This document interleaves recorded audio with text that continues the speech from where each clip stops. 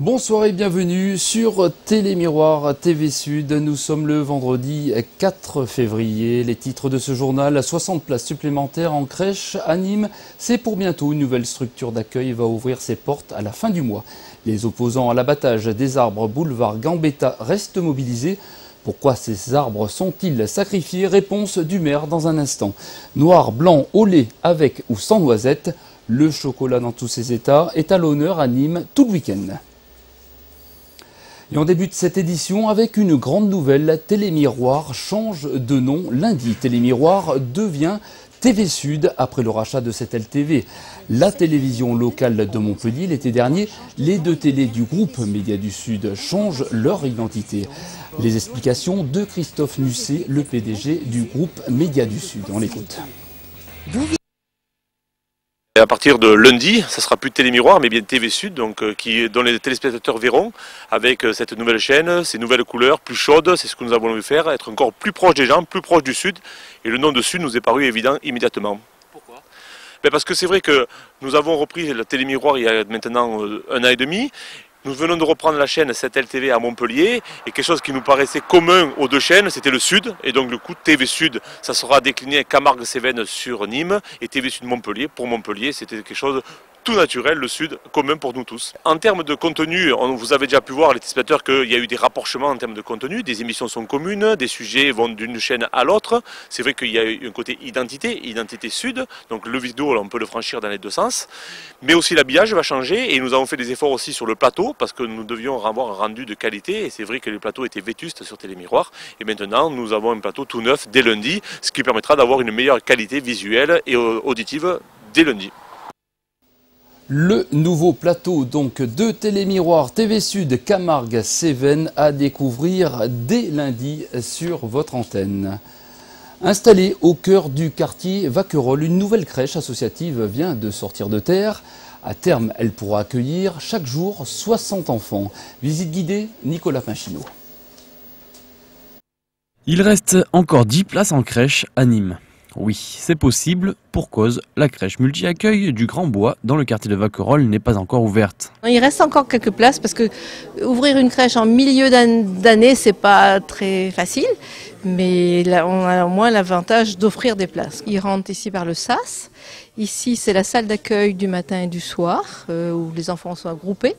Et ensuite, en fonction de l'âge des enfants, il y a 4 sections, donc bébé moyen, les moyens et les grands. Visitée par l'équipe municipale qui a cédé le terrain, cette crèche de 700 mètres carrés pour 60 places sera gérée par Vivadom, le réseau spécialisé de l'aide à domicile. Il y a 2 axes qui étaient très importants de développer au niveau de la petite enfance, au niveau des crèches, parce qu'il y a énormément de demandes, puis c'est des axes d'entrée aussi. C'est côté est et côté ouest. Là, on est ouest. C'est sûr que c'est les deux axes, c'est les 2 grands axes où il manque partout des places de crèche, parce qu'on a des demandes, des listes d'attente de plus d'1 an. Ça, il n'y a pas qu'à Nîmes, hein, c'est partout pareil. Hein. L'ouverture est prévue le 28 février. Le bâtiment, quant à lui, est labellisé BBC basse consommation d'énergie. Il y a une cuisine pour préparer les repas sur place et les enfants porteurs de handicap pourront également y être accueillis.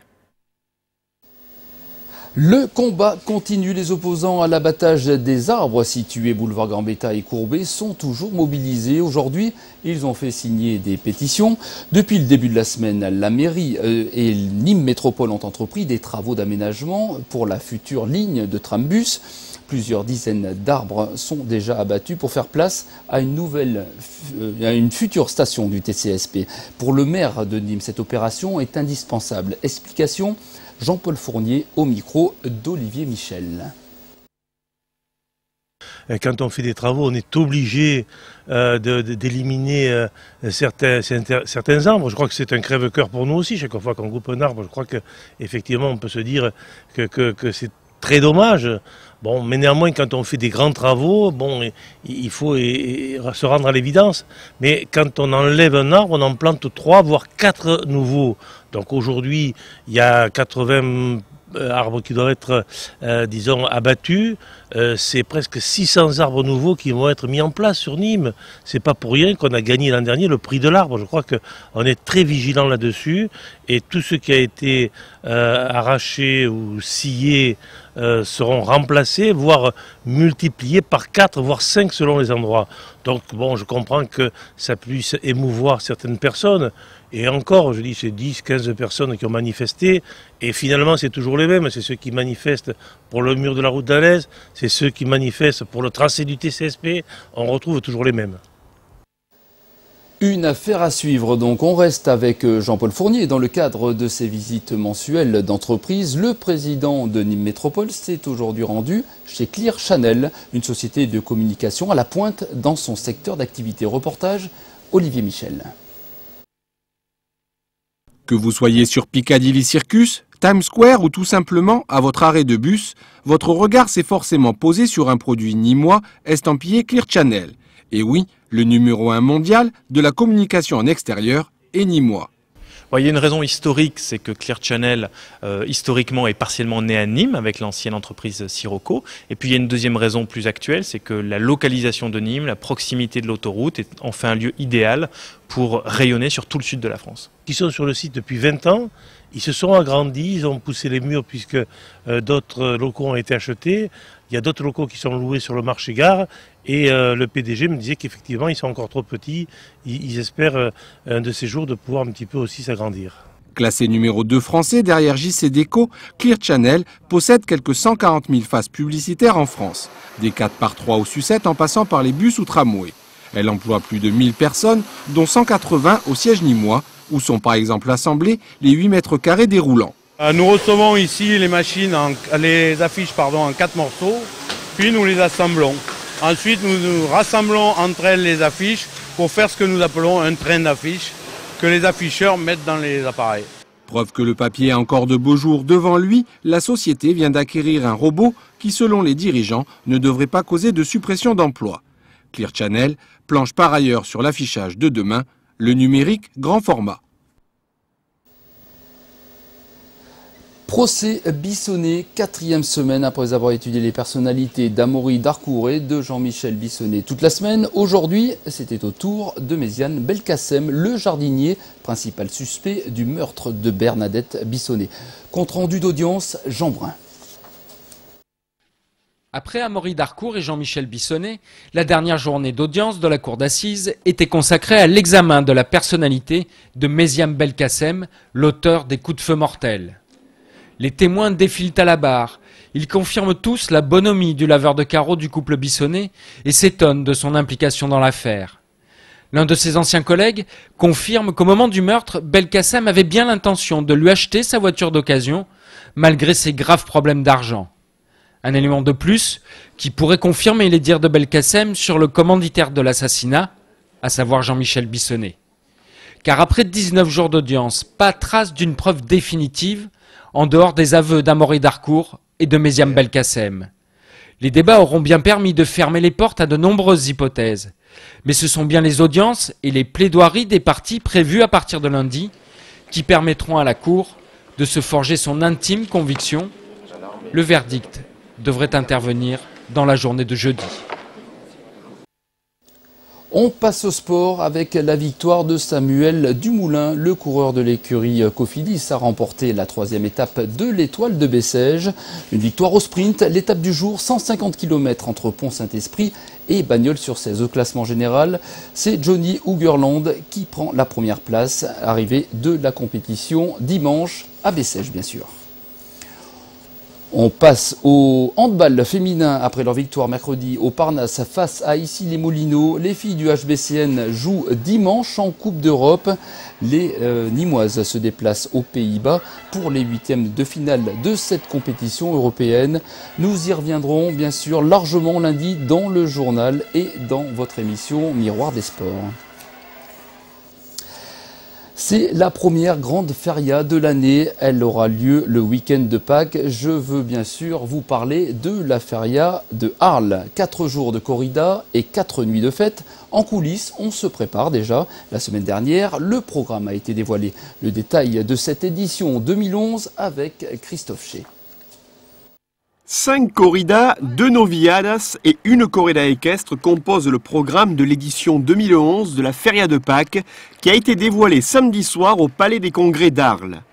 Un acte qui lance officieusement la saison taurine et pose la première date importante sur le calendrier de la temporada, avec un week-end pascal qui se déroulera du 22 au 25 avril aux arènes d'Arles. Une proclamation qui s'est déroulée devant une assemblée de 2000 spectateurs. C'est un moment de grande émotion parce que c'est le moment où le peuple d'Arles se rassemble dans une atmosphère qui est à la fois très familiale, très chaleureuse, très simple. Ce soir, c'est réconfortant de voir que ceux qui sont ici, non seulement sont aficionados, mais d'une certaine manière défendent la liberté culturelle de nos régions et notre propre liberté. Des aficionados particulièrement attentifs à l'annonce du cartel d'alternative du torero arlésien Thomas Joubert, qui sera sacré Matador de Toros en ouverture de Feria, le vendredi 22 avril, des mains d'El Juli et en présence de José María Manzanares II face au taureau de Garcigrande. De voir tout ce monde ce soir présent, cette affiche avec mon nom sur l'affiche derrière des grands, et voilà, c'est beaucoup de responsabilités, mais c'est aussi un rêve d'enfant qui se réalise, donc je suis très content. Parmi les autres temps forts de la Feria, Juan Mora et Juan Bautista, les deux seuls matadors à avoir ouvert la grande porte des arènes de Madrid en 2010, seront réunis sur une seule et même affiche. Un cycle tauromachique marqué du sceau de la diversité et qui verra le retour des taureaux du Scamandre sur les bords du Rhône, ainsi que celui d'Elfandi ou encore la confrontation directe entre les rejoneadors vedettes Pablo Hermoso de Mendoza et Diego Ventura. Un peu de nouveauté, deux élevages qui viennent pratiquement jamais à Arles, qui sont très peu venus à Arles, Fuente Imbro et Cuvillo. Un élevage aussi qui revient à Arles, qui se présente dans sa nouvelle origine, celle du Scamandre. Ensuite, dans les toreros, des toreros Manzanares qui est plus venu depuis 2 ans, Juan Mora qui fera son grand début en France depuis sa présentation. Une feria qui sera complétée par une miurada en clôture et par une Novia de San Picador internationale en ouverture, avec une forte présence française en termes d'élevage. Outre la ganaderia d'Olivier Riboulet, les pupilles de Tierradoc et de Dos Hermanas fourniront le bétail des 2 premières noviades matinales. On l'attend tous avec impatience. Le salon du chocolat et des gourmandises a ouvert ses portes aujourd'hui au Parc des Expos de Nîmes. Et cette année, tous les ingrédients sont réunis pour fondre de plaisir. Du chocolat sous toutes ses formes à découvrir, du vin au chocolat ou encore le sushi au chocolat. Les explications du maître chocolatier, on l'écoute.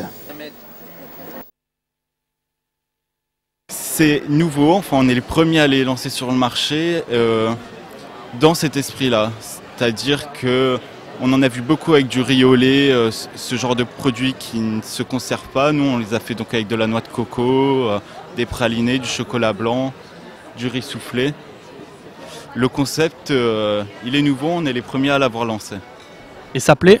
Ça plaît énormément. C'est notre premier produit d'appel où les gens s'arrêtent, s'intéressent, goûtent et se régalent. Petit souci technique sur ce reportage, le salon du chocolat, c'est jusqu'à dimanche au Parc des Expos de Nîmes. C'est la fin de ce journal. À suivre, territoire spécial, festival de la biographie présenté par Marlène Laroche. Quant à nous, on se retrouve lundi à 12h30 et 19h30. Très bonne soirée, bon week-end sur Télémiroir et bien sûr TV Sud.